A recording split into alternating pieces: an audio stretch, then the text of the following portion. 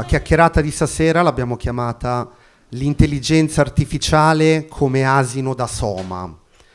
Io uso questo titolo anche in alcuni webinar che ho già avuto modo di fare. Quando per motivi di sovrapposizione gli devo cambiare il nome, l'ho anche chiamata l'intelligenza artificiale il copilota invisibile. In realtà, per chiunque di voi avesse anche un minimo di dimestichezza con l'aviazione, capirebbe come l'esempio del copilota sia un po' lusinghiero. Io preferisco molto di più chiamarla asino da soma, perché come vedremo stasera l'intelligenza artificiale, le intelligenze artificiali con cui abbiamo a che fare hanno proprio bisogno di una guida, ci portano il carico pesante, la soma che dobbiamo trasportare tutti i giorni, ci aiutano a trasportarla, ma non possono fare molto di più. Dire che un copilota è fin troppo. Ci sono dei prodotti di intelligenza artificiale abbastanza famosi che sono chiamati anche copilot, ma appunto è molto lusinghiero. Sì, assolutamente sì. Io partirei da una riflessione proprio filosofica, giustamente, laddove l'esistenzialismo, laddove Jean-Paul Sartre diceva appunto che l'esistenza precedeva l'essenza. L'esistenza precede l'essenza. Prima l'esistenza e poi l'essenza. Cosa significa? Significa che la flessibilità della mente umana, quindi l'intelligenza dell'uomo, è assolutamente indefinibile e infinita, ok? Prima esiste e poi si progetta e diviene qualcosa. E la differenza sta nel fatto che invece ciò che è inanimato, ciò che quindi è anche artificiale, invece è prima essenza e poi esistenza, l'incontrario. E l'essere umano, e qui bisogna stare ben attenti perché è fondamentale capire questo passaggio, ha in sé il concetto e dunque l'essenza e tramite una ricetta, tra virgolette, riesce a costruire l'artificio, lo strumento, sapendo già a cosa tale strumento deve essergli utile.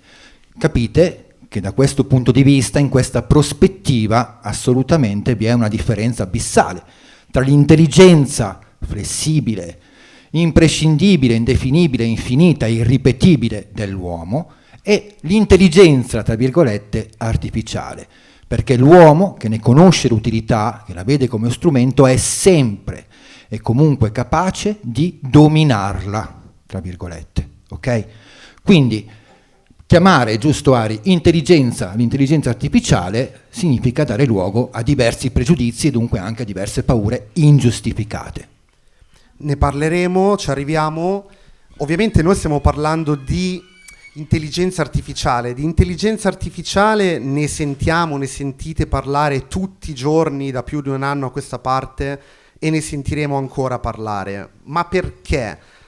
Come è avvenuto il boom? Il boom, come molti di voi credo sappiano, è avvenuto col rilascio del prodotto ChatGPT di OpenAI, avvenuto il 30 novembre 2022, quindi poco più che un anno fa. Questo significa che OpenAI ha inventato con ChatGPT l'intelligenza artificiale o l'ha portata nelle nostre vite? Assolutamente no. L'intelligenza artificiale è per certi versi nelle nostre vite da 50 anni, anche di più se pensiamo alla letteratura, a esempi come Asimov, che già l'aveva narrata anche ben più di 50 anni fa, ed è comunque nelle nostre vite da almeno 15 anni, perché quando su Google Maps voi chiedete a Google Maps di andare da un punto A a un punto B, Google Maps usa sistemi di intelligenza artificiale per predire e fornirvi, consigliarvi quello che è il percorso migliore, analizzando una quantità enorme di dati. Quando usate i filtri sui social network, ancora di più quando scattate una foto col vostro smartphone e lui è in grado di riconoscere gli oggetti in quella foto. Sapete che ci sono state anche tante polemiche negli anni scorsi su come gli smartphone anche disconoscessero alcune cose, oggetti e persone. Però comunque tutti questi sistemi, che sono assolutamente sistemi di intelligenza artificiale, sono con noi già da parecchi anni. Quindi di cosa stiamo parlando noi? Di cos'è che si parla tutti i giorni sui giornali?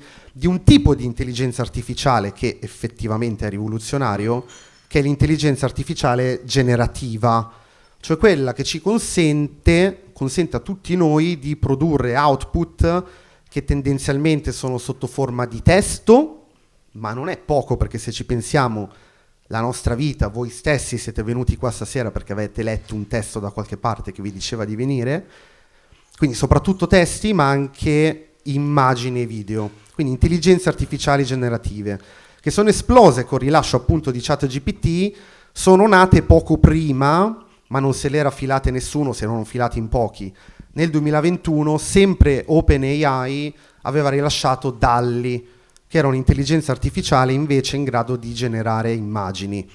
Poi dopo è arrivata Midjourney, che oggi è probabilmente la migliore nel generare immagini, e il 30 novembre 2022 su Twitter Sam Altman, in un momento che ci ricorda il Moscone Center di San Francisco, dove Steve Jobs ha presentato il primo smartphone, il primo iPhone smartphone al mondo, Sam Altman col suo tweet ha in un certo senso iniziato a cambiare il mondo. Però stiamo parlando, e chiudo, di intelligenze artificiali generative, che è un tipo di intelligenza artificiale ristretta. Come tutte le intelligenze artificiali che esistono oggi, sono intelligenze artificiali ristrette, il che vuol dire che sono in grado di comprendere soltanto determinati input. Chi è in grado di comprendere il testo, chi è in grado di comprendere l'immagine, chi è in grado di comprendere il video, e di produrre soltanto determinati output, testi, immagini e video. Nient'altro. L'intelligenza artificiale generale, che sarebbe quella che ci propinano i film, quella che ci raccontava Asimov, quella che ci immaginiamo noi, il robottino in grado veramente di simulare l'essere umano in toto, ancora non esiste. Ci stiamo lavorando, ma ancora non c'è, e a quanto pare siamo ben lontani dall'averla. Poi è chiaro che domani mattina io non lo so se Google si uscirà fuori con l'intelligenza artificiale generale, ma vedendo come sta messa l'intelligenza artificiale di Google oggi, che non è neanche in grado di produrre testi a un livello decente, direi che è molto difficile.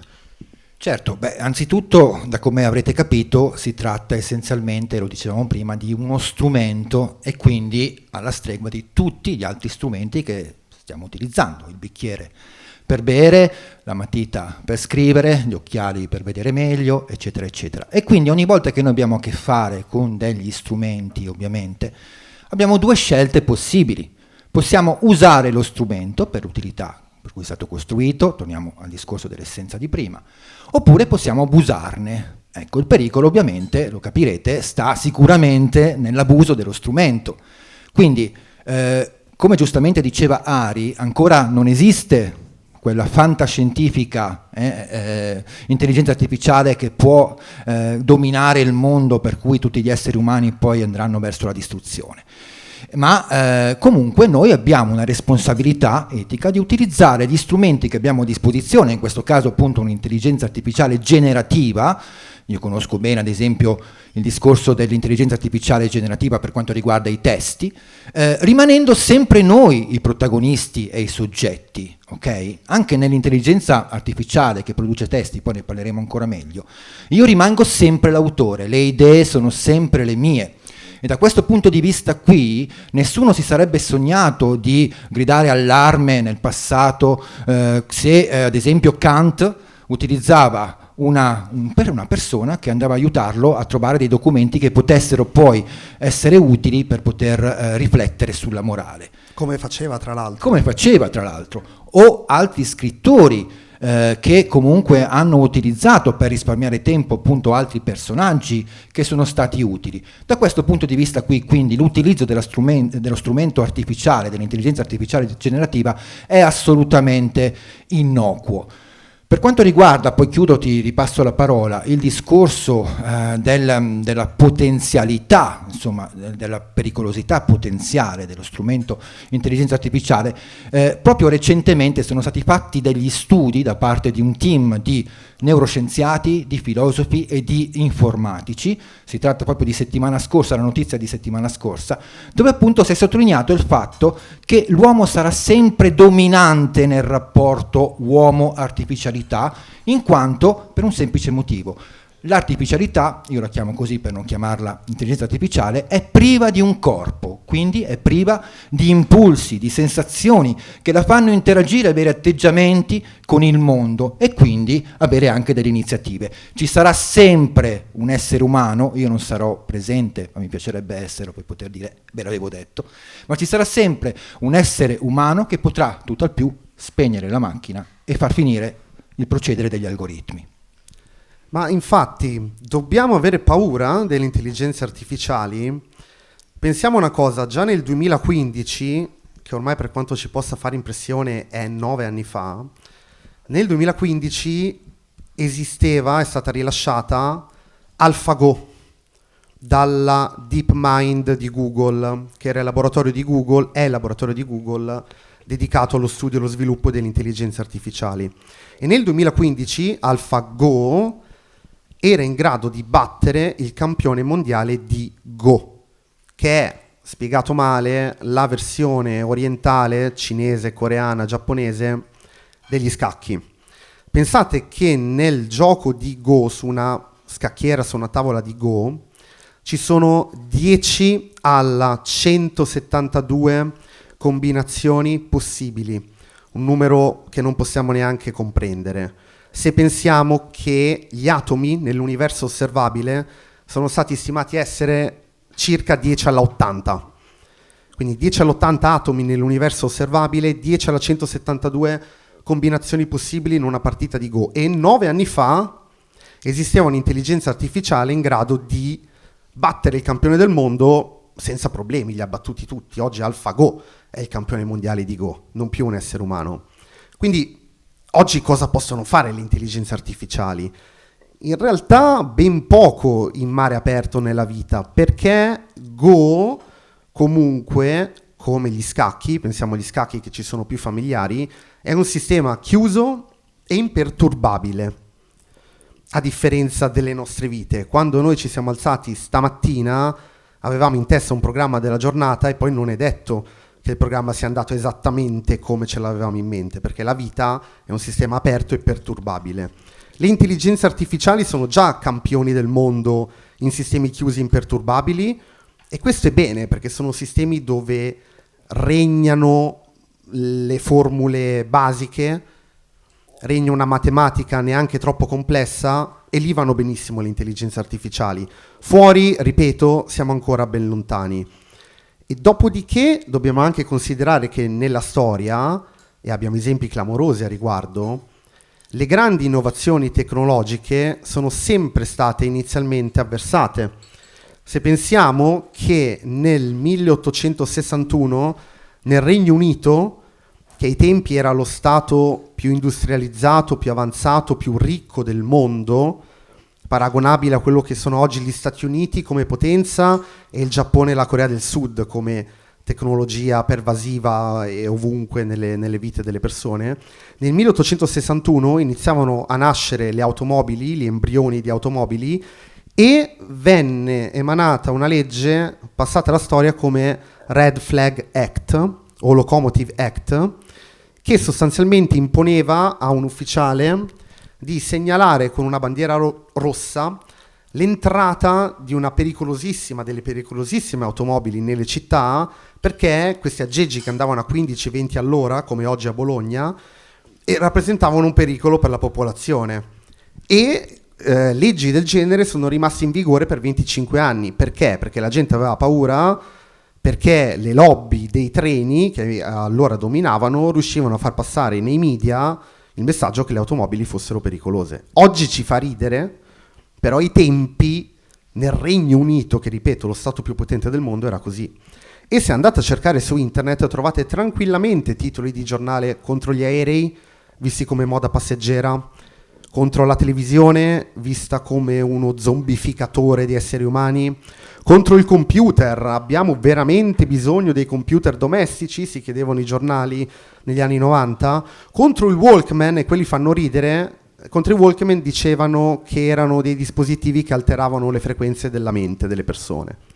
Quindi fa parte del gioco avere paura, avere la cosiddetta neofobia nei confronti delle grandi innovazioni.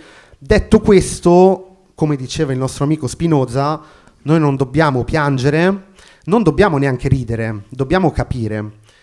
Non dobbiamo ridere perché le intelligenze artificiali sono di per sé innocue, ma l'uso che se ne fa non lo è. E la dimostrazione ci è data da tanti casi di cronaca. Vi sarà capitato di vedere l'immagine di Papa Francesco col giubbotto da rapper, e quella ci fa ridere, però poi sono state anche rilasciate immagini generate con l'intelligenza artificiale di Donald Trump arrestato, di Macron inseguito dalla folla inferocita, soprattutto del Pentagono americano in fiamme, immagine che, rilasciata nell'estate 2023 su Twitter, causò un momentaneo crollo della borsa di Wall Street, perché si pensava che ci fosse un serio attacco terroristico contro gli Stati Uniti.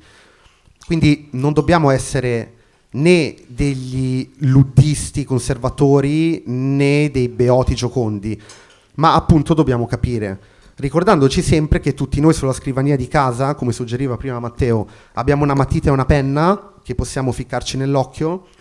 Molti di noi hanno l'automobile, con l'automobile si possono fare tante cose brutte, e che nel mondo esistono 7000 ordigni nucleari che grazie al cielo ad oggi non sono più stati utilizzati come sono stati utilizzati all'inizio, perché non è tanto lo strumento di per sé, ma è come lo si utilizza che poi ne determina anche la sua traiettoria.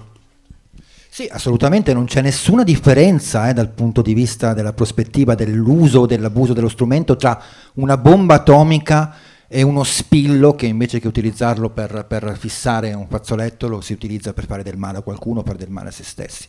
Nessuna differenza, quindi non dobbiamo gridare appunto alla paura totale, al terrore per una bomba atomica e poi però fregarcene appunto dell'utilizzo dello spillo piuttosto che dell'utilizzo dell'intelligenza artificiale. Ma in fondo l'uomo, che sebbene sia appunto imperturbabile e infinito, però tende sempre a tornare sulla ricorsività, no? Nei secoli, come dicevi giustamente tu, Ari, si è sempre avuto questa paura ogni volta che si trova davanti a una cosiddetta cesura hegeliana, cioè un cambio netto di paradigma, e ne hai citati tu di esempi. Un altro esempio potrebbe essere quello appunto dell'ingresso di internet o cose del genere. Si trova ad avere un rapporto esclusivo con l'ignoto oltre che col nuovo e con l'inedito, e da quel punto di vista lì appunto nasce la paura. Ma possiamo anche addirittura tornare ancora più indietro per capire il perché di questa paura ingiustificata, perché se vi è una responsabilità nell'uso è assolutamente ingiustificata la paura. Addirittura nella Grecia arcaica, nella mitologia, laddove Prometeo ha rubato il fuoco agli dei, lo ha donato agli uomini dando inizio alla tecnologia, ma ha dovuto pagare il prezzo, la pena per aver sorpassato il limite. Ecco che dentro nella nostra mentalità occidentale, perché poi la nostra mentalità è stata plasmata cultura dopo cultura proprio partendo dalla Grecia arcaica, il nostro rapporto col nuovo, con l'inedito e con il tecnologico ha sempre questa paura. Un altro esempio, pensiamo a Pandora.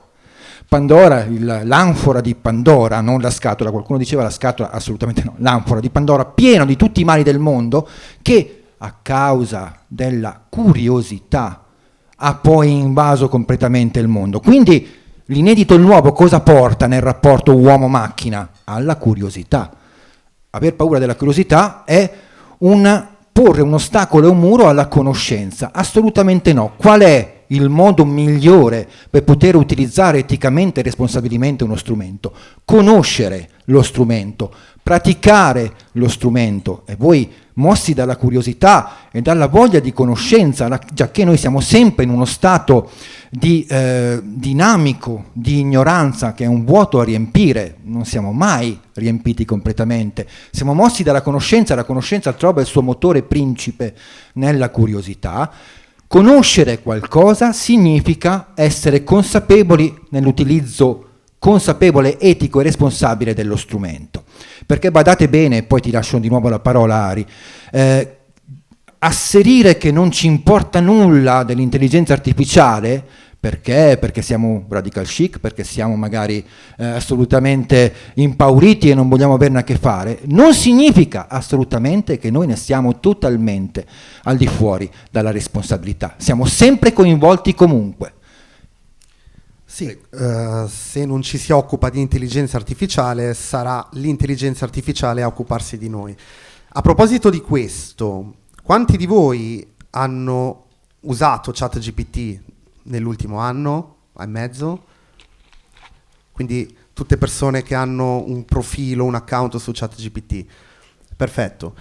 Chi di voi ha alzato la mano deve sapere di essere in realtà un pioniere, che si possa pensare, perché OpenAI ha dichiarato il mese scorso di avere 180 milioni di utenti iscritti, che possono sembrare tanti ma non lo sono se pensiamo che nell'ecosistema Facebook, cosiddetto Meta, Instagram, WhatsApp, ci sono in questo momento connesse più di 3 miliardi di persone che ci entrano almeno una volta al mese.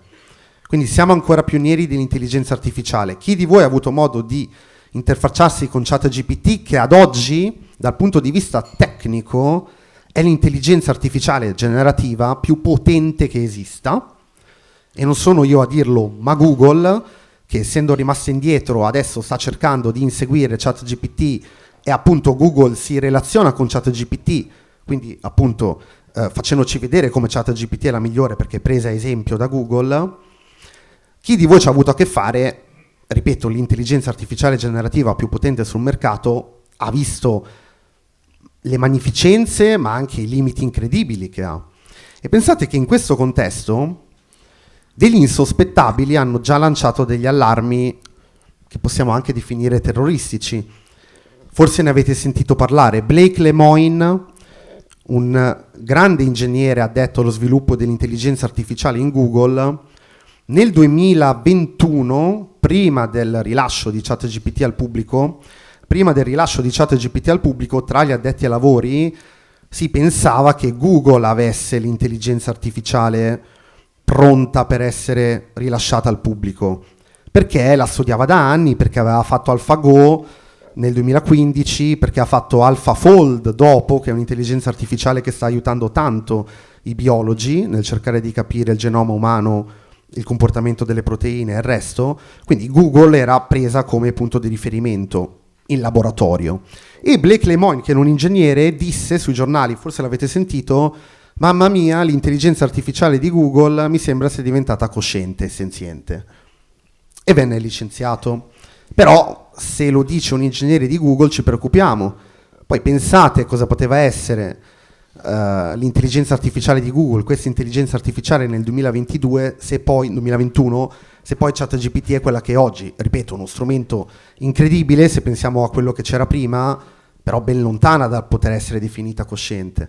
E ancora Geoffrey Hinton, che è considerato addirittura uno dei padri putativi dell'intelligenza artificiale, essendo che ci lavora da 50 anni, ha rilasciato un'intervista al New York Times dove ha spiegato come appunto secondo lui l'intelligenza artificiale porterà alla distruzione dell'umanità perché uscirà fuori dal controllo. Senza argomentare, vi assicuro, andatevi a leggere l'intervista. Tutto questo mi fa venire in mente quello che diceva il grande filosofo José Mourinho, non so se ne avete mai sentito parlare. Chi sa solo di calcio non sa nulla di calcio. Chi sa solo di intelligenza artificiale non sa nulla di intelligenza artificiale, perché per fortuna poi nella realtà non esistono gli argomenti a compartimenti stagni, ma esiste la realtà che viene tutti insieme, e pensare che questi sistemi siano coscienti vuol dire essere ubriachi dentro il proprio laboratorio. Ed è incredibile. Questo, ripeto, non vuol dire non aver paura. Ci sono dei problemi che io vedo soprattutto nei cosiddetti deepfake, quelli che un po' vi ho detto prima, le immagini generate per scopi, diciamo, fraudolenti, far credere che è in corso un attentato terroristico, far credere che Trump sia stato arrestato, far credere che Macron sia stato spodestato. Ancora peggio i video. Oggi con 2 minuti di girato di qualunque persona è possibile creare un suo doppelganger, un suo doppione digitale, un proprio doppione avatar digitale, che è in grado di dire qualunque cosa con la voce di quella persona in qualsiasi lingua, in qualsiasi contesto. Forse vi è capitato di sentire Matteo Salvini parlare in francese. Matteo Salvini non sa parlare in francese, ma ha creato il suo doppione con Agen, che è la piattaforma più potente in questo ambito e adesso lo usa, e siccome doveva rivolgersi agli amici suoi della Le Pen ha fatto il video in francese. Questo fa sorridere, ma ci preoccupa perché adesso non prendete tutti il vostro smartphone e non cancellatevi dai social, però purtroppo ormai la maggior parte di noi sui social ha ben più di 2 minuti di video, e quindi vuol dire che una terza persona potrebbe creare un nostro doppione digitale e fargli dire qualsiasi cosa. E se facciamo fatica a capire di un testo scritto se è vero o no, figuriamoci un'immagine, figuriamoci un video. Non possiamo più neanche credere ai nostri occhi oggi. Questo potenzialmente è il problema più grosso che vedo. Il resto mi sembrano cose terroristiche, appunto, e il fatto che vengano anche da degli addetti ai lavori ci dimostra appunto la grandezza della filosofia di Mourinho. Assolutamente sì, e sottolinea anche il fatto che appunto dicevamo prima che va conosciuta l'intelligenza artificiale, perché in tal modo poi noi siamo in grado anzitutto di essere etici noi nell'utilizzo dell'intelligenza artificiale e quindi poi comunicarlo anche agli altri. C'è da dire che da questo punto di vista anche la legislazione italiana comunque sta iniziando a muoversi, no? Perché ovviamente questi sono problemi effettivamente che non solo coinvolgono i poveri mortali, ma coinvolgono poi anche le persone ai vertici, e quindi devono per forza di cose muoversi in questo frangente. L'Unione Europea pure, gli Stati Uniti anche, ma ritorno sul fatto che anzitutto siamo noi soggetti che utilizziamo l'intelligenza artificiale, che dobbiamo utilizzare nella maniera più consona e più etica possibile. Detto questo, bisogna anche un attimino capire magari come si può utilizzare, no, un'intelligenza artificiale generativa, rimanendo però sempre noi soggetti, perché questa è la cosa più importante. Spesso e volentieri nelle ultime notizie che sono circolate, a parte il fatto che molti hanno utilizzato intelligenze artificiali generative di testi per costruire, per creare dei libri a sé stanti, inizialmente hanno fatto anche abbastanza successo, sono riusciti anche a vendere. Ovviamente il livello di qualità che ne subentra è assolutamente basso, siamo su 6,5 massimo 7, ma comunque sia un autore può utilizzare, io lo faccio in primis, l'intelligenza artificiale generativa rimanendo autore e quindi partendo dalle sue idee, tenuto conto che però ci sono anche delle problematiche curiose e divertenti, tipo le cosiddette allucinazioni. Assolutamente, infatti un po' di terminologia tecnica giusto per uscire di qua con qualcosa poi da andare ad approfondire. Viene usato questa terminologia tecnica, le allucinazioni, per descrivere quei momenti in cui queste intelligenze artificiali generative non colgono il contesto che noi stiamo cercando di fornirgli, non mettono l'attenzione necessaria alle parole fondamentali che stiamo cercando di trasmettere per avere l'output desiderato, e quindi vengono proprio chiamate allucinazioni. Iniziano ad andare dove vogliono loro. Da questo punto di vista, oltre ovviamente al lavoro che devono fare gli sviluppatori per migliorarla, e questo non possiamo farci niente, poi dico 2 parole anche su quello che sta accadendo con gli sviluppatori di questi sistemi, ma quello che possiamo fare noi è diventare bravi a dare i cosiddetti prompt, di cui forse avete sentito parlare. Prompt che altro non sono che gli input, altro non sono che le istruzioni che noi forniamo a queste intelligenze artificiali. Già oggi esistono varie tecniche e anche filosofie di prompting che si chiamano self-refine, che si chiamano least to most, hanno anche dei nomi, sono interessanti, vi consiglio di andarla a vedere perché da quello potete ottenere il massimo delle piattaforme. ChatGPT oggi, ovviamente, 18 febbraio 2024, poi quello che accadrà in futuro non lo sappiamo, ma oggi ChatGPT non vi rende Hemingway e Midjourney non vi rende Kandinsky. Noi siamo ancora a misura. Se forniamo prompt e input mediocri, otteniamo dalle intelligenze artificiali output mediocri, non c'è niente da fare. Se forniamo input e prompt brillanti, otteniamo output che vi assicuro possono essere brillanti, che però in una scala di valutazione, per capirci, non possono andare oltre il 7, su questo non siamo d'accordo. Non ci rende dei grandi scrittori, non ci rende dei grandi disegnatori, sicuramente ci fanno risparmiare tanto tempo, altrettanto sicuramente che se ne dica non sostituiscono Google, questa cosa ci tengo a dirla, perché con tutti i suoi limiti, Google comunque quando noi facciamo una ricerca ci fornisce centinaia, migliaia, milioni di risultati. Poi è chiaro che nessuno di noi va oltre il quinto risultato della prima pagina, però potenzialmente Google ci ha dato lo scibile umano su quello che le abbiamo chiesto, con criteri discutibili. ChatGPT, quando noi gli chiediamo qualcosa, ci fornisce un risultato, utilizzando criteri oscuri. Quindi ChatGPT e l'intelligenza artificiale non possono neanche essere utilizzate per fingerci esperti di qualcosa di cui non siamo o per conoscere qualcosa. Per quello rimangono Google, rimangono i libri, rimangono tutto quello che volete, ma non le intelligenze artificiali, per carità. Servono appunto come asini da soma per svolgere i compiti di tutti i giorni, per analizzare un documento, per produrre un testo che ci può servire per il marketing, come copertina, come accompagnamento, per toglierci la sindrome da foglio bianco, che è un grossissimo problema per gli scrittori. Oggi non esiste più, grazie a questi strumenti che ci possono dare delle provocazioni, ci possono guidare, però assolutamente non sono in grado di produrre granché. Chiudo con una cosa velocissima. Prima avevo detto, vi dico anche 2 parole su quello che sta accadendo con gli sviluppatori. Un altro termine, che se volete poi vi consiglio di andare ad approfondire, in questo ambito è quello delle abilità emergenti. Le abilità emergenti le osserviamo anche nel neurone, anche nei formicai. Cioè il singolo neurone non sa pensare, il singolo neurone sa solo trasmettere elettricità. La singola formica non sa costruire il formicaio, la singola formica, bene o male, in realtà non sa fare praticamente quasi nulla se non rilasciare alcuni enzimi. E non è che il singolo neurone, noi abbiamo miliardi di neuroni, il singolo neurone pensa all'1 miliardesimo, non è che la singola formica sa costruire un pochino il formicaio ma ha bisogno delle altre, proprio non le sanno fare queste cose. I neuroni messi insieme, le formiche messe insieme, iniziano a fare cose che il singolo elemento non è in grado di fare.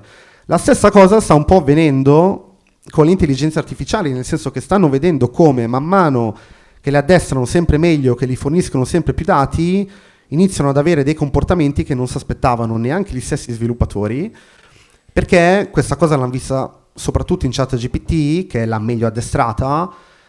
Si rendono conto che man mano che l'aggiornano, poi ci tornerò su questo aspetto, ma man mano che l'aggiornano, che gli forniscono nuovi dati, ChatGPT sembra usare questi dati nuovi per addestrare meglio le proprie conoscenze più vecchie, più obsolete.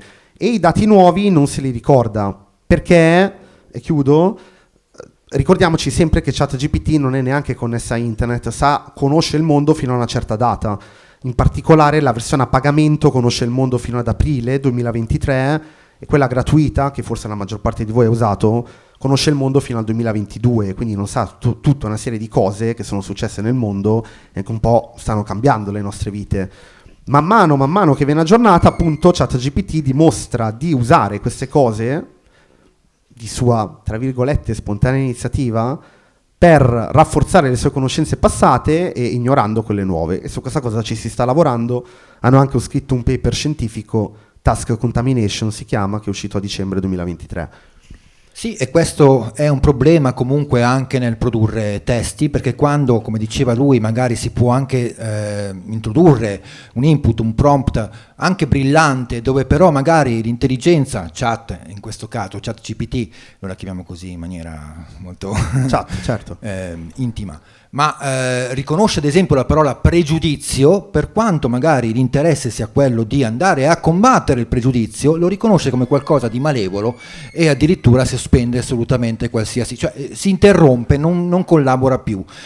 Quindi diciamo che ovviamente non è un sistema perfetto che riesce a riconoscere, no? Giustamente, come farebbe invece un essere umano, una differenza etica tra un utilizzo o un abuso appunto della parola, del termine discriminazione.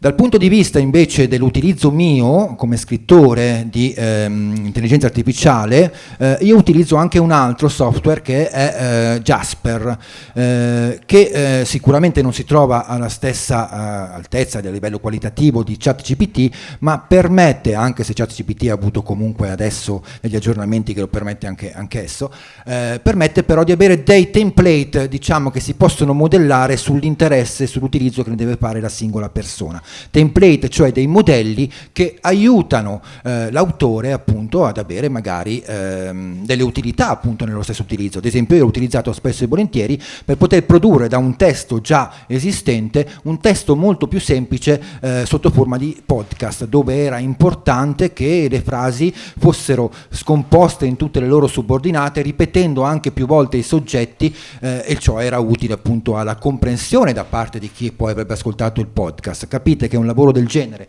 sarebbe costato giornate intere, no? Con magari anche delle difficoltà nel riuscire a suddividere bene tutte quante le subordinate. Con questi template dinamici, così vengono chiamati, invece in una giornata sono in grado di produrre anche un podcast di insomma una cinquantina di pagine, quindi ovviamente ho una capacità produttiva notevolmente aumentata. Da questo punto di vista, per il momento le principali piattaforme ci stanno fornendo sempre più spazio per personalizzare questi strumenti. All'inizio non si poteva farlo per niente, adesso addirittura su ChatGPT è possibile creare la propria GPT. Tra l'altro il tuo di prima, chiamare ChatGPT, non è stato un lapsus, perché in realtà, piccola postilla, ChatGPT è un prodotto e GPT è una tecnologia. GPT è un acronimo che sta per Generative Pre-trained Transformer, è un tipo di intelligenza artificiale generativa creata da OpenAI già dal 2018. La prima versione di ChatGPT è stata rilasciata nei laboratori di OpenAI nel 2018, man mano migliorata fino ad arrivare alla versione 3, che poi è stata quella pubblicata nel 2022, oggi siamo alla versione 4. Oggi, 18 febbraio 2024, è possibile crearsi la propria GPT per fare assistenza clienti, per fare onboarding, per fare tutto quello che vi salta in mente. Dovete pagare l'abbonamento a 20 euro al mese, ma è tanta roba. Pensate, se voi gli date un manuale di utilizzo della vostra azienda, della vostra piattaforma, di quello che fate, ChatGPT se lo impara è poi in grado di rispondere a decine, centinaia, migliaia di persone che fanno sempre le stesse domande. Li mandi lì, non è più il chatbot stupido con le risposte predefinite, ma hai oggetto, una piattaforma abbastanza perspicace che è in grado di seguirti. Da questo punto di vista, anche qui fughiamo un mito. Come vi ho accennato prima, ChatGPT, a differenza di quello che magari si può pensare, non è connessa a internet, viene alimentata periodicamente da OpenAI. Come gli è stata data in pasto a ChatGPT l'intera Wikipedia in inglese, qua qualcuno potrebbe sorridere perché Wikipedia in Italia ha ragione una cattiva nomea, però in realtà Wikipedia in inglese è un ottimo prodotto, tant'è che viene usato nelle citazioni dei libri dei più grandi professori di Harvard, addirittura ogni tanto dai premi Nobel. Quindi gli è stata data in pasto Wikipedia in inglese e alcuni grossi database estratti da Google che gli sono stati dati a ChatGPT, appunto, ma gli vengono dati periodicamente. Se volete che la vostra ChatGPT sia connessa a internet, lo potete fare, dovete farlo però con la versione a pagamento e dovete utilizzare la versione plugin. Ci sono alcuni plugin che a quel punto vi forniscono il ChatGPT più potente che ci può essere. Banalmente gli potete chiedere che tempo farà domani a Milano e lui vi sa rispondere, perché va a cercare il meteo online e vi dice. Gli potete fare analizzare il vostro sito, gli potete fare analizzare i vostri social, gli potete fare analizzare i vostri manuali dandogli il link e lui vi risponde. Se ci pensate, tutto questo ci racconta un po' che cos'è il mondo di oggi, perché questi strumenti sono nati proprio adesso, proprio dopo il 2020. Non è un caso. Nel 2011 l'allora amministratore delegato di Google, Eric Schmidt, disse che dall'alba della civiltà, dall'alba della storia umana, da quando abbiamo iniziato a scrivere, al 2003, erano stati creati dagli esseri umani 5 exabyte di informazioni. Un exabyte è 1 miliardo di gigabyte, per capirci gigabyte ci avete a che fare tutti i giorni. Un exabyte è 1 miliardo di gigabyte, 5 exabyte sono 5 miliardi di gigabyte che sono stati creati dall'alba della civiltà al 2003. Dopodiché dal 2003 hanno iniziato a nascere i social network, dal 2008 sono arrivati addirittura gli smartphone e tutti noi siamo diventati scrittori, produttori di media, foto, i video e testi pubblicati online da miliardi di persone. E quindi appunto Eric Schmidt disse dal 2003 al 2011 sono stati creati altri... scusate, adesso questa informazione viene creata ogni 2 giorni. Nel 2011 veniva creata ogni 2 giorni, 5 exabyte di informazione ogni 2 giorni. È stata smentita questa cosa, nel senso che qualcuno ha detto no, ha fatto il fact checking, ha detto no, non è vero, non viene creata ogni 2 giorni 5 exabyte di informazioni, ma ogni 18 giorni. Ma non cambia la sostanza. Non cambia la sostanza. Tutta questa enorme quantità di dati ha fatto sì che le aziende che erano preposte allo sviluppo di queste intelligenze artificiali hanno potuto finalmente nutrirle, finalmente addestrarle con dati reali, non usare decine, centinaia di persone che dovevano starci dietro, ma dargli direttamente quello che noi pubblichiamo sui social, quello che noi pubblichiamo sui siti web. Sì, quindi era fattibile fare questo progetto perché era già a disposizione praticamente tutto il materiale che in altri tempi invece sarebbe stato sudato con enorme fatica. Al passo coi tempi, ovviamente, tutti i cambiamenti che ci sono stati nella storia comunque sono sempre stati al passo coi tempi, mulini a vento nel Medioevo, eccetera, eccetera, fino a giungere ovviamente a questo periodo particolare contemporaneo in cui poi, soprattutto dopo l'epoca Covid, c'è stato anche un incremento maggiore di utilizzo, no? Di social, di mail, di strumenti per potersi sentire più vicini, ovviamente in momenti in cui non era possibile farlo. Assolutamente no, l'hai detta, infatti in realtà appunto poi secondo me non è un caso che la grande accelerata ci sia stata dopo il 2020, perché comunque nel 2020 la parte, è così, più benestante del mondo si è ritrovata a essere chiusa in casa e l'economia dei paesi occidentali almeno è andata avanti grazie a internet. Quindi tutti noi facevamo videochiamate che comunque raccolgono dati, tutti noi stavamo sui social più tempo del normale, tutti noi scrivevamo più email del solito, tutti noi pubblicavamo più contenuti del solito. Questo probabilmente, anche se non è ufficiale, ha dato la spinta decisiva. Dopodiché vogliamo dire un po', io mi sono segnato un po' di nomi, se volete portarveli a casa, di quelle che possono essere le piattaforme più interessanti. Soprattutto, appunto, vi ripeto, ChatGPT anche dal punto di vista tecnico è la numero 1. Non so se vi è capitato di vedere a dicembre, lo scorso dicembre, 2 mesi fa, Google che ha provato a venderci la sua Gemini, che in realtà si legge Gemini, che è la sua risposta a ChatGPT. Google ha rilasciato un video dove si sente Sundar Pichai, che è l'amministratore delegato di Google, interagire con questa Gemini, e dove Gemini, l'intelligenza artificiale di Google, sembra un mostro in senso buono, nel senso che lui gli fa vedere una paperella, gli disegna una paperella su un foglio, gli chiede che cos'è, poi si mette a colorare la paperella, poi prende un giocattolo con una paperella, lo mette su una mappa del mondo, gli chiede dove ho messo la paperella, ma quale paperelle ci stanno o no, ma la paperella può sopravvivere in questo ecosistema, come si dice papera in tutte le varie lingue del mondo, e c'è questa intelligenza artificiale che gli risponde in diretta, tutto perfetto. Ecco, in realtà quel video poi si è rivelato essere fasullo, non nel senso che qualcuno ha voluto prendere in giro Google, ma nel senso che Google è talmente disperata per il successo di ChatGPT che si inventa dei video di marketing spacciandoli per veri.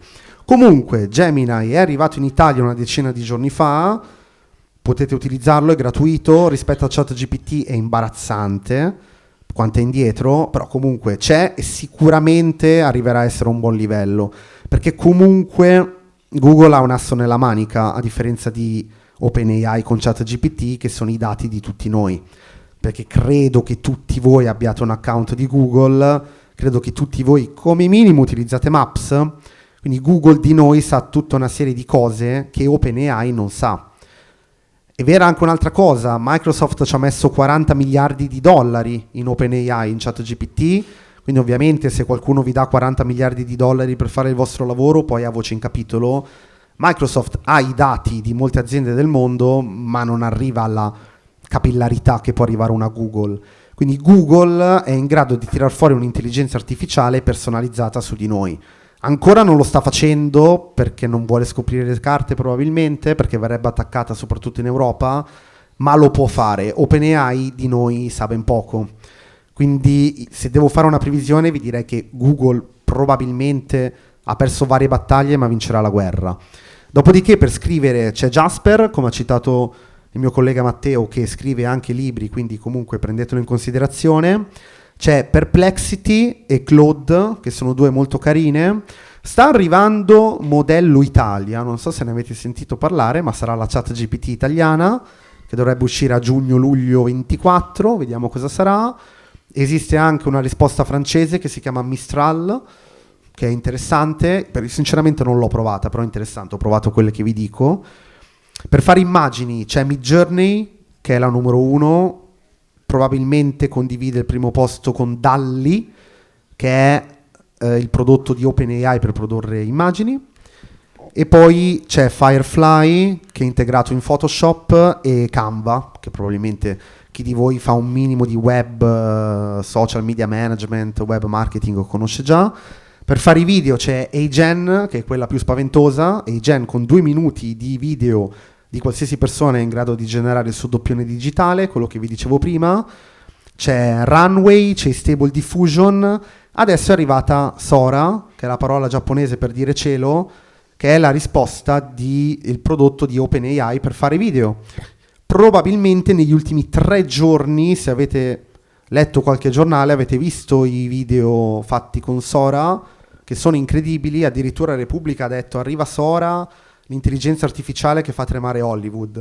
Anche questo è assolutamente esagerato. Ha anche delle difficoltà di produzione, perché ad esempio non riconosce la causa-effetto. Leggevo bravissimo. Esatto, magari in un video in cui c'è qualcuno che sta morsicando un biscotto, poi però non rimane il biscotto, non rimane morsicato, e poi ovviamente quei problemi etici che devono comunque risolvere, sì, no? Ma poi soprattutto se tu fai un titolo come Sora arriva l'intelligenza artificiale che fa tremare Hollywood, voi pensate chissà che cosa, giustamente. Poi uno va a leggere e Sora fa video non più lunghi di 1 minuto, e già fa fatica ad arrivare ai 60 secondi. Se ne volete fare più di uno, i video sono incoerenti tra di loro. Qualcuno mi ha detto: non c'è problema che fa video di 1 minuto, poi gli fai fare 1 minuto alla volta. No, perché non è che poi lui si ricorda il video che ti ha fatto prima e ti fa il proseguio, ogni volta riparte da capo. E poi ha questi problemi appunto di conseguenzialità. Una persona mastica morde un biscotto, però poi il biscotto non è un problema, non è morso. Bello, importante. Ovviamente tutto quello che stiamo dicendo è vero oggi, che è febbraio 2024, che è ancora l'anno 1 delle intelligenze artificiali. Prima vi ho detto: chi di voi usa ChatGPT è un pioniere. Noi siamo nell'anno 1 ancora in corso delle intelligenze artificiali generative. Noi siamo nel 1993, stiamo parlando di internet.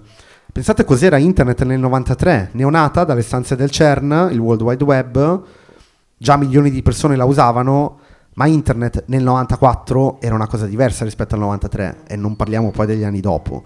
Quindi le cose poi andranno avanti e miglioreranno sicuramente esponenzialmente, ma ad oggi i titoli di giornale sono assolutamente ingiustificati, e poi vedremo cosa accadrà domani, per carità, però. Certo, noi abbiamo anche scritto parecchio da questo punto di vista, perché i media, l'utilizzo comunque delle notizie lo fanno proprio per cercare anche di creare un po' questo terrore.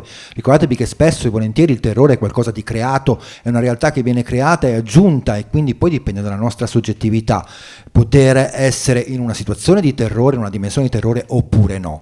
E comunque sia, vengono appunto, come dicevi giustamente tu Ari, spesso e volentieri creati dei contenuti, degli articoli che non portano da nessuna parte, quindi che non hanno poi delle vere e proprie informazioni all'interno, correlate con dei titoloni che sono sempre catastrofici, guarda caso, e che sono spesso collegati a quella fantascientificità che abbiamo parlato, di cui abbiamo parlato all'inizio, e anche addirittura utilizzano forse anche l'intelligenza artificiale per questo, generativa, con delle immagini che sono sempre e comunque sottolineanti un rapporto catastrofico disastroso tra la macchina e l'uomo. E ovviamente se non siamo in grado di avere uno senso critico, che insieme alla conoscenza e alla pratica dell'intelligenza artificiale deve essere l'altro input importante per poter utilizzare l'intelligenza artificiale in senso etico, noi ci facciamo accalappiare e ingabbiare appunto da questa ultra realtà che ci viene addossata.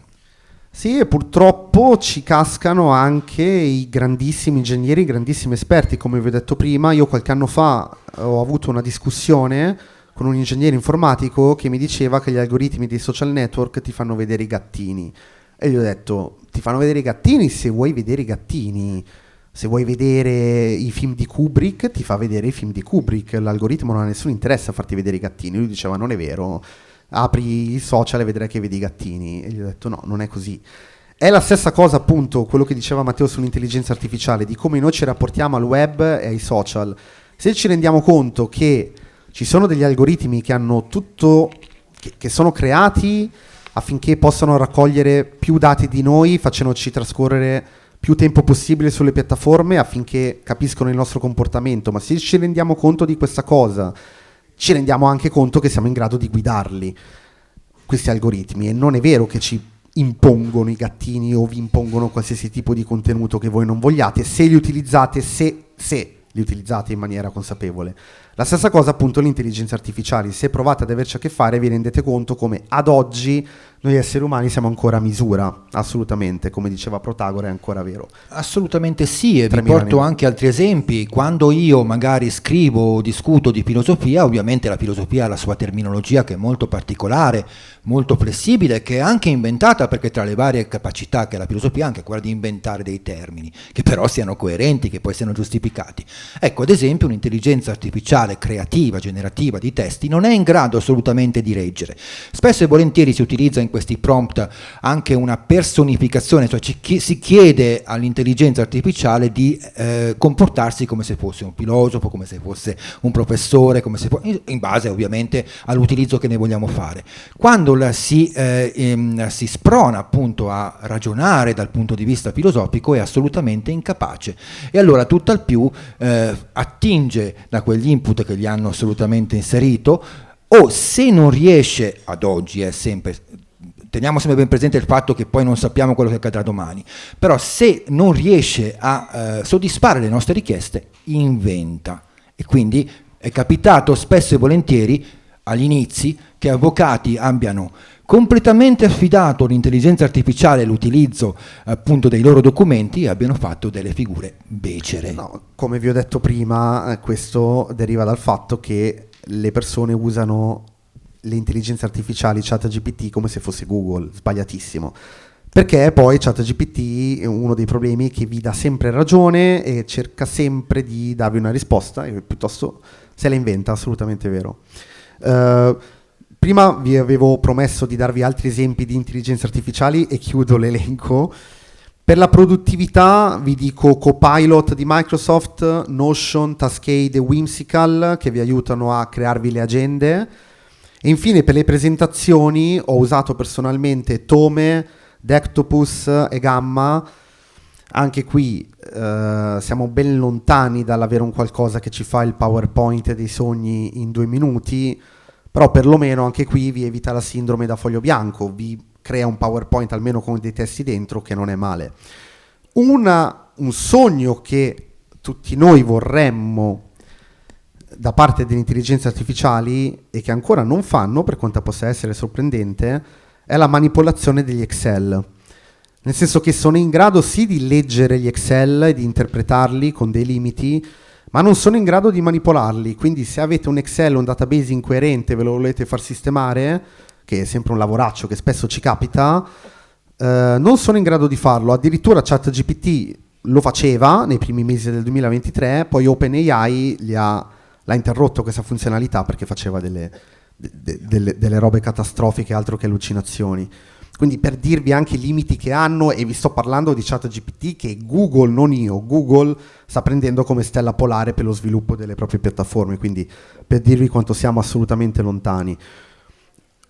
Se non hai nulla da aggiungere? No, sono a posto. Qualche previsione per il 2024, per il 31 dicembre 2024, che cosa può accadere il 31 dicembre 2024? Tendenzialmente possiamo aspettarci che arrivi effettivamente un'intelligenza artificiale generativa superiore a ChatGPT, che per il momento questa intelligenza artificiale esiste nei titoli di giornale, esiste nei materiali di marketing, ma non esiste nella realtà.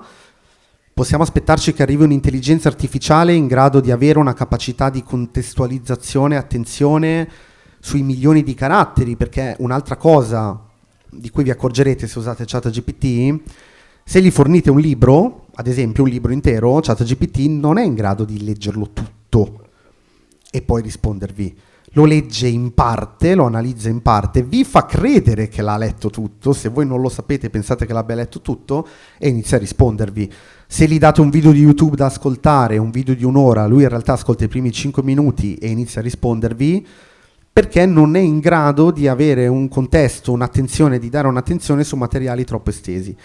Adesso, ad oggi, la sua capacità di attenzione si attesta attorno ai 30.000 caratteri, forse arriva a 40.000 perché non sono dati ufficiali, sono dati ricavati nella versione a pagamento. Nel 2024 si dice che si lavorerà a un'attenzione sui 2 milioni di caratteri, quindi iniziamo ad avvicinarci ai libri. Un'altra cosa che possiamo aspettarci è un sistema operativo, che verrà rilasciato un sistema operativo con intelligenza artificiale integrata, che vuol dire che compriamo un computer che ha l'intelligenza artificiale già integrata nel suo funzionamento, ma soprattutto ricordatevi che se Google, azienda che vale trilioni, si è fatta cogliere con le pive nel sacco da OpenAI con il rilascio di ChatGPT, in realtà nessuno di noi può sapere che cosa accadrà domani con l'intelligenza artificiale generativa. Ma io poi volevo fare però un'ultima osservazione sul fatto dell'attenzione, che giustamente dicevi tu, che è un problema grande, perché quando si utilizzano e si vuole lavorare su dei testi che sono anche abbastanza cospicui, ovviamente bisogna poi lavorare sulla sintesi e quindi essere di nuovo noi gli autori e i soggetti preponderanti e protagonisti. Questo andrebbe anche un pochettino a combattere contro la classica pigrizia dell'essere umano che avrebbe fatto tutto. Io, per quanto mi riguarda, dal mio punto di vista anche filosofico, l'autorialità della persona è assolutamente sacrosanta e apprezzabile. Laddove lo strumento aiuta, bene, ma dove sostituisce completamente sono un attimino poco d'accordo. Ma da quel punto di vista lì l'attenzione umana funziona bene perché è legata alle emozioni, e le emozioni bisogna insegnargliele all'intelligenza artificiale, bisogna cercare di farle capire solamente in maniera molto centellinata che cosa voglia dire, ma non è in grado di provarle.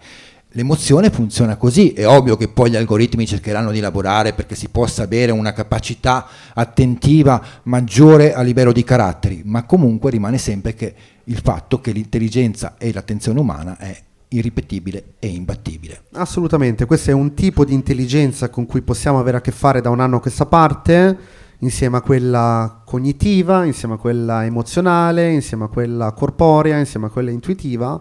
Oggi abbiamo anche quella artificiale che, a differenza delle altre con cui siamo in una dialettica, questa tende a essere più uno strumento, appunto, in cui noi, ripeto, ad oggi possiamo tranquillamente dire che siamo ancora misura. A questo punto vi chiederei se avete domande, obiezioni, esperienze da portare, dubbi, approfondimenti che volete. È il vostro momento. E non siate timidi. Anche perplessità, obiezioni. In che modo gli stati legifereranno sopra l'intelligenza artificiale? In che modo l'hanno fatto? Lo stanno facendo? E in che modo potranno farlo? Allora, tendenzialmente in questo ambito, diciamo nell'ambito web, perché poi le intelligenze artificiali sussistono grazie a internet e su internet, il più grande, il più forte legiferatore è l'Unione Europea. Tant'è che spesso i prodotti da noi in Europa, nonostante non vengano costruiti qui, ma noi legiferiamo ed escono tendenzialmente in ritardo rispetto al resto del mondo, perché poi con l'Europa bisogna fare i conti, bisogna adeguarsi con l'Unione Europea. In questo momento gli stati e gli organismi sono soprattutto preoccupati dall'utilizzo che le intelligenze artificiali possono fare in ambito di discriminazione. Quindi i sistemi di riconoscimento facciale automatici, che già esistono in varie parti del mondo e anche in Italia in realtà, però se ne sta cercando di circostanziare molto l'utilizzo, e soprattutto per quanto riguarda i possibili utilizzi nell'ambito del credito sociale, che come sappiamo in Cina già esiste, e in Europa tendenzialmente invece adesso l'AI Act ha detto che assolutamente non si possono usare sistemi di intelligenza artificiale per classificare, per creare profili di consumatore, profili di debitore, profili di rischio per una persona, se può accedere al credito o no perché ha fatto determinate cose. Ovviamente tutti questi sono controlli che le banche già fanno su di noi, ma che l'Unione Europea non vuole che le banche si affidino a sistemi automatici per farlo. Dobbiamo ancora essere noi che abbiamo la libertà di fornire certi dati o no. Dopodiché ci sono ovviamente problematiche di privacy, anche di raccolta dei dati. Da questo punto di vista onestamente la situazione è ancora oscura, perché quanto OpenAI stia addestrando la mia ChatGPT, faccio l'esempio su di me, sui miei dati, su quello che io gli chiedo di solito, non è dato sapere. A me non sembra empiricamente che la mia ChatGPT mi stia conoscendo sempre meglio, mi sembra che io gli debba sempre dare determinati input. Però vediamo, anche quella di Google l'ho provata, non mi sembra che sia tanto personalizzata su di me, però vediamo cosa accadrà. Soprattutto l'attenzione maggiore viene data all'aspetto del credito sociale in Occidente. Nei grandi paesi non occidentali viene data importanza al fatto che le intelligenze artificiali occidentali non entrino. Così come i social network, perché vengono visti come sistemi di sorveglianza comunque, che poi di fatto sono anche quello. Quindi tendenzialmente la Cina non vuole che entri ChatGPT perché è un'ingerenza americana, come la Cina non vuole Facebook, e infatti Facebook non c'è in Cina ufficialmente, non ci puoi accedere. Soprattutto ti direi, per risponderti quindi in breve, sulla questione del credito sociale. Soprattutto l'attenzione viene data a quella in questo momento. Sì, poi c'è anche l'aspetto della pericolosità che si può sostenere nel creare dei pregiudizi, ok? Creando dei prompt e quindi andando a far creare pregiudizi in maniera ricorsiva, ok? Soprattutto questo dal punto di vista del marketing, laddove l'intelligenza artificiale può essere utilizzata quindi per poter avere a che fare, appunto, a semplificare anche le operazioni di marketing con le persone, per cui ci si è resi conto che si può generare con i prompt dei pregiudizi che poi possono essere esponenziali, ok? E questo è un problema, però generalmente, come giustamente diceva lui, è un po' un discorso che stanno facendo attentoni perché non hanno la chiarezza, sanno che devono fare qualcosa ma non hanno la chiarezza perché c'è quel lato oscuro di cui parlavamo prima, appunto. Sì, da un certo punto di vista ovviamente le leggi vengono sempre fatte con i buoi che sono scappati, da un certo punto di vista anche giustamente, perché per fortuna io, innovatore tecnologico, posso sviluppare qualcosa e poi la legge deciderà come si usa il mio prodotto.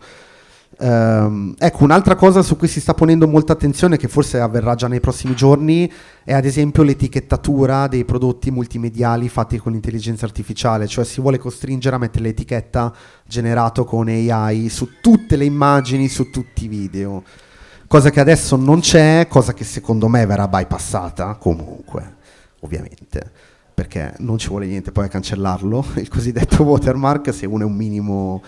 se uno ha un minimo dimestichezza, integra un attimo l'immagine o il video che ha fatto con Photoshop o con After Effects e cancella la scritta e via. E questo però, per quanto riguarda le immagini. Per quanto immagini riguarda video, i testi, quanto riguarda i testi, se tu produci, perché questo è un problema ovviamente di diritti d'autore importante, fondamentale, esatto. Anche noi come Boston Publishing abbiamo comunque detto e chiarificato bene la nostra filosofia, laddove l'intelligenza artificiale non sostituisce l'autore ma lo ausilia, lo aiuta, ok? Però nel testo, se viene completamente fatta dall'intelligenza artificiale, il prodotto dell'intelligenza artificiale è imbarazzante, ok? A occhio nudo proprio te ne rendi conto. Invece un occhio allenato se ne rende conto. Esatto. Se tu invece sei in grado di utilizzarla appunto come assistenza e poi sei tu che produci il testo, allora no, perché lì c'è la tua preponderanza come soggetto e come autore. Ecco, poi mi sta facendo venire in mente un sacco di cose. Recentemente ho letto un articolo interessante che ha fatto un giornalista del Corriere su Sanremo, nel senso che questo giornalista ha preso tutte le canzoni in gara a Sanremo, le ha date a uno di quei sistemi che rivelano se un prodotto, un testo, un'immagine è fatta con intelligenza artificiale o no, e ha trovato che c'erano due canzoni che ovviamente non ha detto quali erano, che erano fatte al 95% scritte da un'intelligenza artificiale. Però poi è andato a leggersi il regolamento di Sanremo e non è esplicitamente scritto che non si può.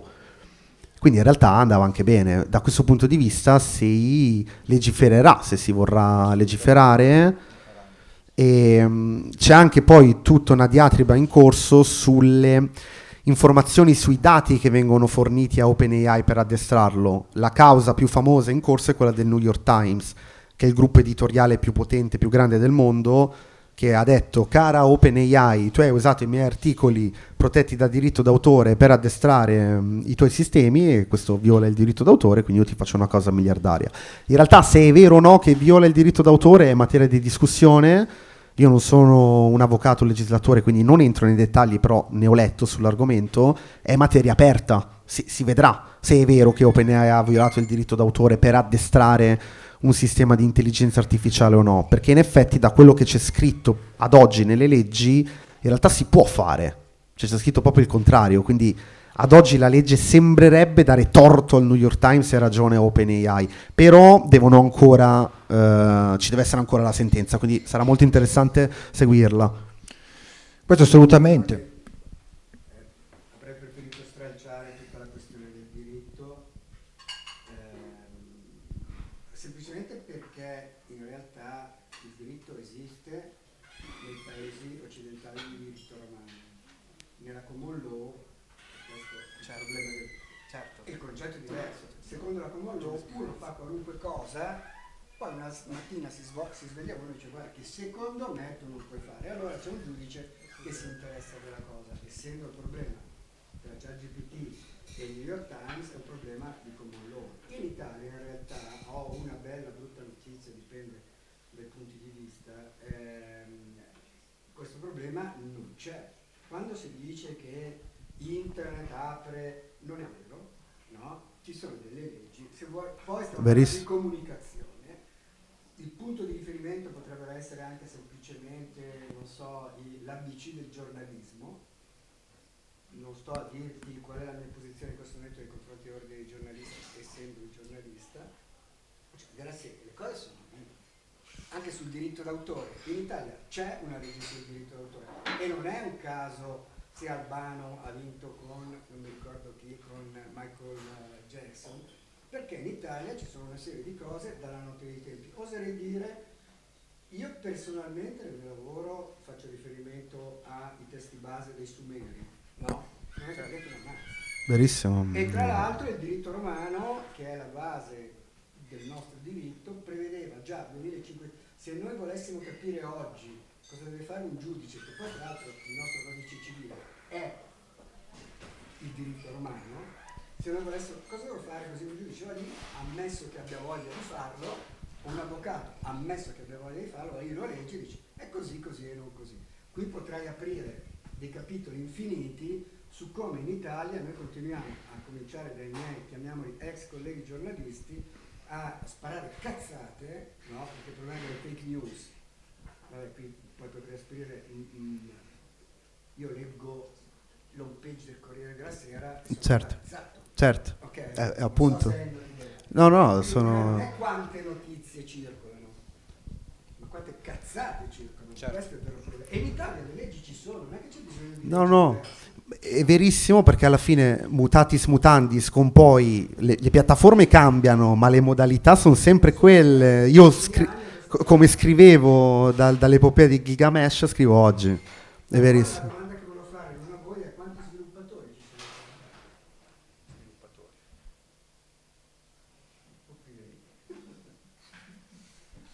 No, invece volevo chiedere, perché una delle cose più spaventose da ignorante che ho letto è questo fatto, cioè un po' il discorso delle allucinazioni, cioè il fatto che, leggevo, mi sembra su Data Pizza, però potrei dire indagine. Data Pizza è una grandissima fonte di informazione su questi argomenti, è un profilo di Instagram che consiglio a tutti, gestito da sviluppatori. Che ChatGPT si è inventata delle storie, cioè che ha la capacità di inventarsi delle storie assolutamente Verosimili.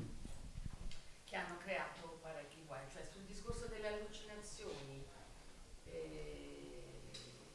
c'è qualche forma di, tra virgolette, difesa, o l'unica difesa è andare a controllare come Ovviamente allora, la difesa è la persona, è il discernimento della persona. Se è in diceva grado di- giustamente Ari che siamo ancora noi misura, no? E così dobbiamo essere misura anche dal punto di vista etico. Perché mi chiedevo in un futuro quando ci sarà Certo, una certo. tu magari Lo sanno, diciamo malignamente crea certo, è un problemone. di notizie false che però molte falsità lo dicevano ripetute e magari con 100.000 versioni diverse, tutte false ma alla fine sembrano vere, cioè non so se È un problemone. Allora, io mi sono informato un attimino proprio da questo punto di vista qui legislativo. adesso siamo all'anno zero, quindi Esatto. di materiale creato da ChatGPT è quello che è, ma tra 10 anni quando magari Beh, certo. Ma infatti il Pentagono Bravo. ha valutato, integriamo ChatGPT in action, in azione, quindi l'azione che può fare il Dipartimento di Difesa americano può essere il tranquillo analista, come può essere la spia sul campo, l'operatore sul campo. Alla fine ovviamente hanno deciso assolutamente no, però questa tecnologia ci interessa, sviluppiamo la nostra intelligenza artificiale generativa per aiutare i nostri, ma vogliamo essere noi a decidere qual è il dataset e quali sono le modalità. E nonostante questo è comunque pericoloso, perché poi serviranno tutta una serie di test in ambienti simulati prima di portarlo sul campo, e poi anche quando è portato sul campo ritorniamo al problema che ho detto all'inizio del sistema chiuso, sistema aperto, perturbabile, imperturbabile. La simulazione può essere complessa quanto vuoi, ma non ha la complessità che ha uno scenario reale, dove possono subentrare delle situazioni che sono assolutamente impreviste. E di questi esempi ne potrei fare tantissimi. Anche perché, Ari, questo è un abuso dello strumento, ma l'abuso è compiuto da chi è imperturbabile e quindi di conseguenza non si può neanche... cioè ci sarà sempre un modo per poterlo utilizzare. Ad oggi lo sanno perché, come dicevo prima, hanno delle idee riguardo a una creazione di pregiudizio tramite i prompt che va, diciamo, a potersi estendere in questa categoria di situazioni, però non hanno ancora legiferato nulla. Comunque fermatemi, niente di nuovo sotto il sole. No, esatto, Cioè, sono d'accordo. C'era gente che ha bruciato i libri in piazza, c'era gente che ha bruciato i castelli in nome della rosa, perché la comunicazione è il potere. Ma la vendita di Costantino che consente alla Chiesa Cattolica di avere un sacco di potere, che è stato un falso storico che è girato per secoli ed era scritto, quindi non basta neanche che le cose siano scritte per dire che è vero, uno deve discernere. Finché uno nel 1300 non si è chiesto: ma siamo sicuri che Costantino scriveva in questo modo? No, non è possibile che questo documento risalga al 300 d.C. Quindi la vendita di Costantino è falsa. Però è un falso storico che ha girato per quasi 1000 anni, credo. Quindi sì, niente di nuovo sotto il sole. No, Dal assolutamente. codice di Hammurabi è sempre a la oggi, solita è da quello che ricorsività, vogliamo. una caccia alle streghe, un Ned Ludismo. Ok, ha fatto questi segni. Sì, Era un po' più circoscritta al text to image, che è l'ambiente in cui mi muovevo. Quello che ho notato è che ingenuamente si potrebbe pensare che non so, Midjourney o facciano riferimento al contenuto dell'immagine. In realtà quello che hanno mangiato è come è stata indicizzata l'immagine. Metadati. Era assurdo, cioè io posso chiedere un gatto, ma se tante persone hanno chiamato gatto mistrice, viene fuori mistrice.